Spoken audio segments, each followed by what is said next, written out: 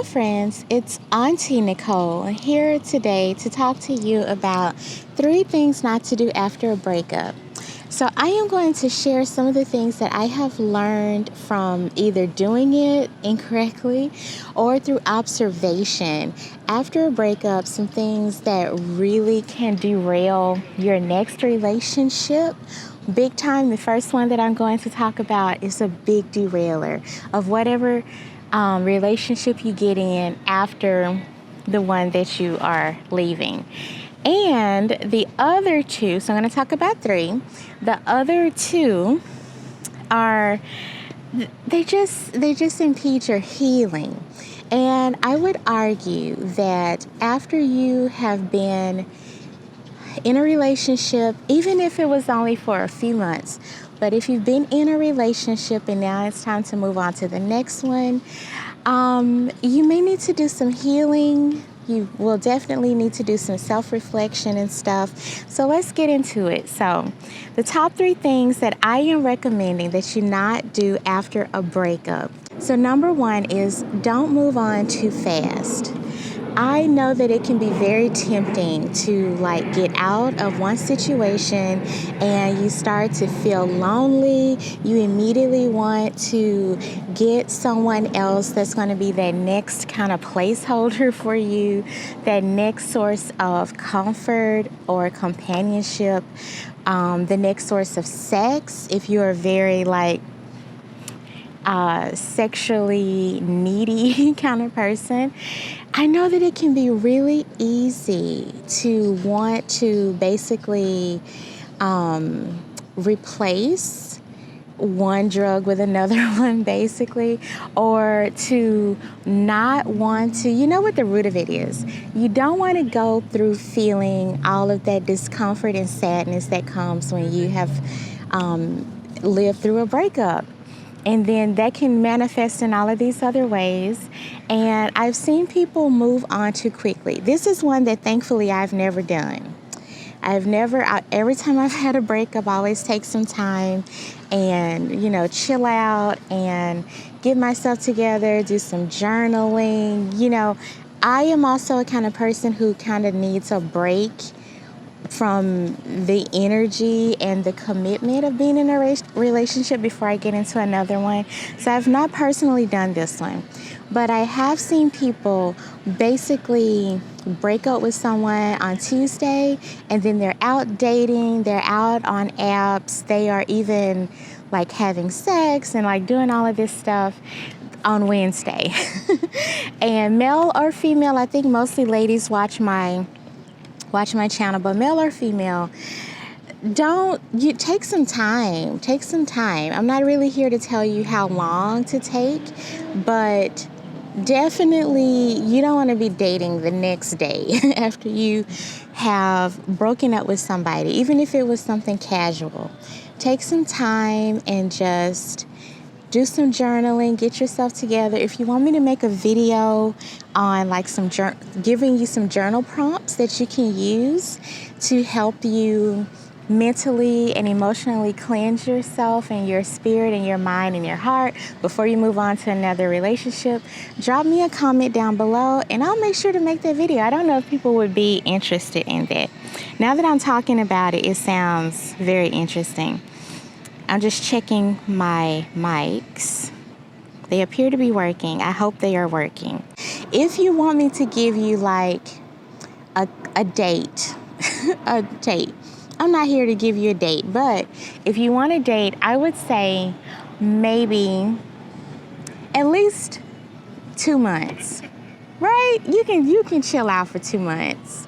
You can chill out and spend some time by yourself, spend some time reflecting, spend some time getting your energy clear before you subject another person to it. Okay, so moving on to number 2. The second thing you should definitely not do after a breakup is to start gossiping about your ex. Now, depending on what they have done, I know it can be very hard to not want to immediately call your best friend or your brother, your sister, your mother, your father, whoever, and start bashing on your ex, talking about what a piece of poo poo. I'm not going to cuss in case the YouTube algorithm doesn't like that, but talking about like what a piece of poo poo they are and how horrible they are and all of this stuff, which may be true, like, hey, people can suck sometimes and they can suck pretty bad. So it might actually be true, the things that you want to say about your ex. But I'm telling you not to start gossiping about your ex for two reasons. Number one, I've seen people break up and talk mad poo-poo about the person that they just broke up with, and then a couple of weeks later, they're back with them. They are bringing them around their friends and family, and now your friends and family are looking at you like, wasn't this person like mad trash? Why are you bringing the trash back into the house? The trash is actually supposed to just stay out at the curbside, right? Like, what is happening? So that is the first reason. So you start gossiping, speaking poorly about them to people in your close circle. If you get back together with them, those feelings of animosity, they might just still be in the psyche and in the feelings of the people who care about you, because the people who care about you may be a little less forgiving of whatever thing the person did to cause you guys to break up in the first place. So that's the first reason. The second reason is very woo-woo, but I am a big believer in energy transfer and energy management. You can think of energy as just like what you spend your energy on.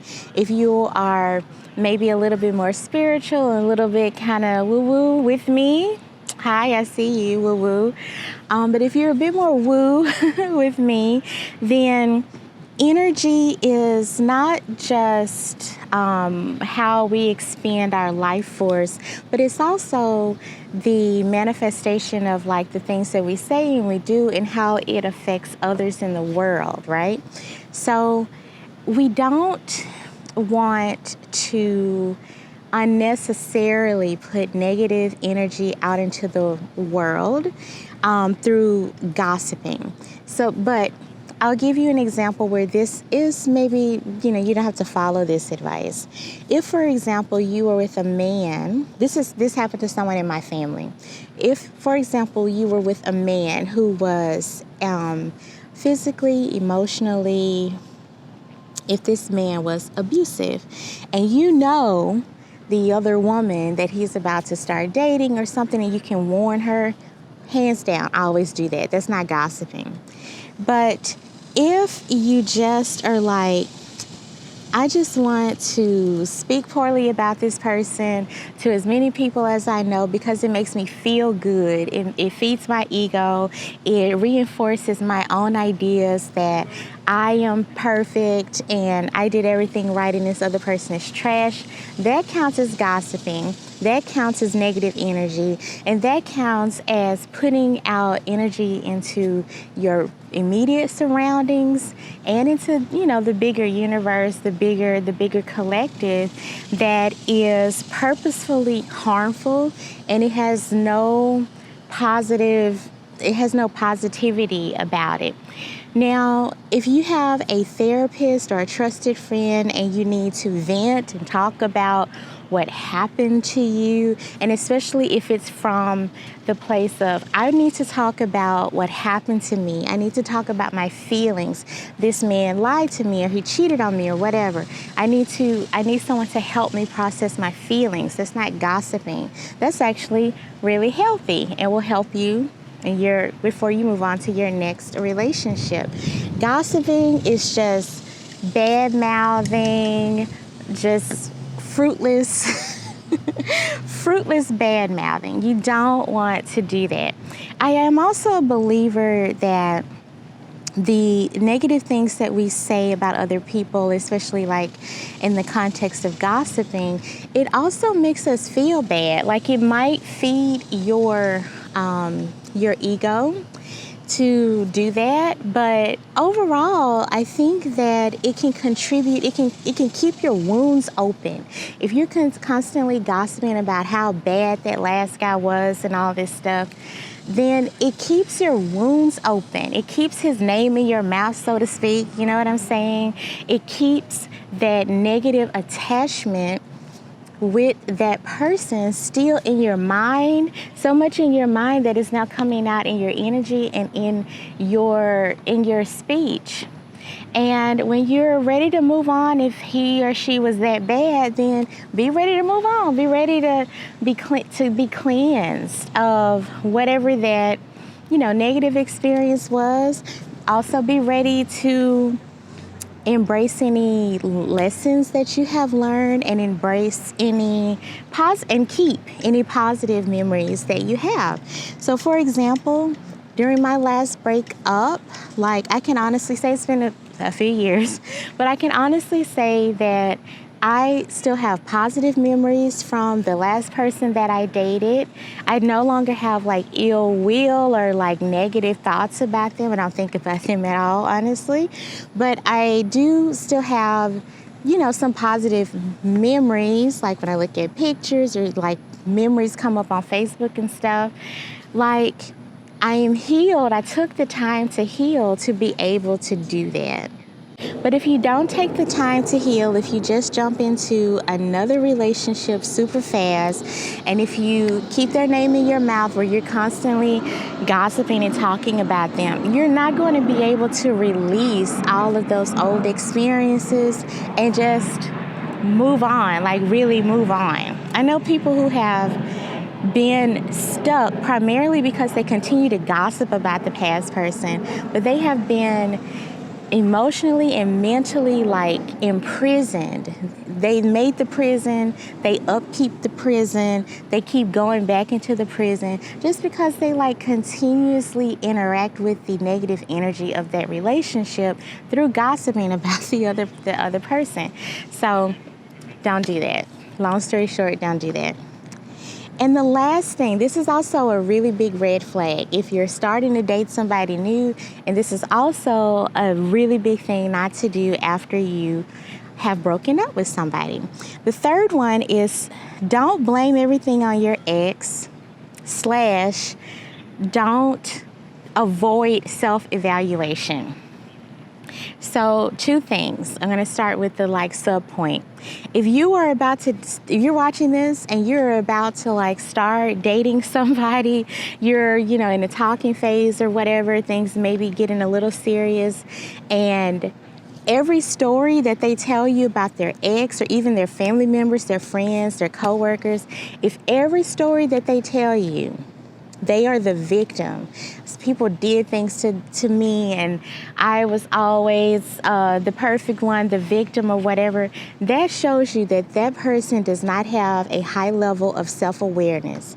It doesn't mean that they're a bad person, but it does mean that that is something that you should definitely pay attention to. As I've gotten older and become more self-aware myself, I specifically seek out people who have a high level of self-awareness because my relationships with them are better, and I can also learn from people who have a high level of self-awareness because they are very thoughtful and empathetic.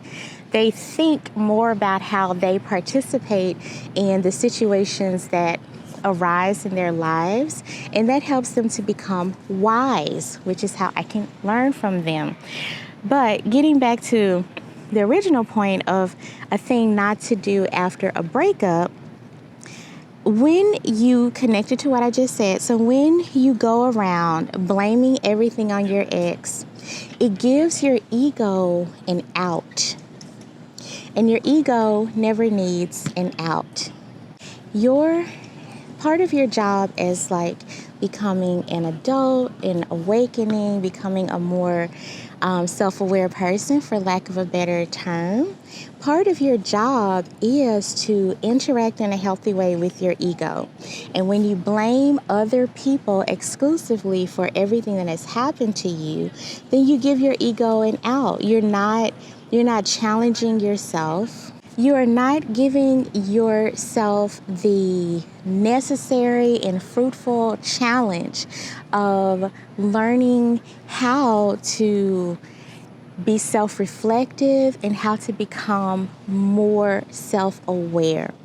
When you blame everything on your ex, now, if something happened to you where you actually were like a victim of emotional, mental, physical, financial abuse, that's something different.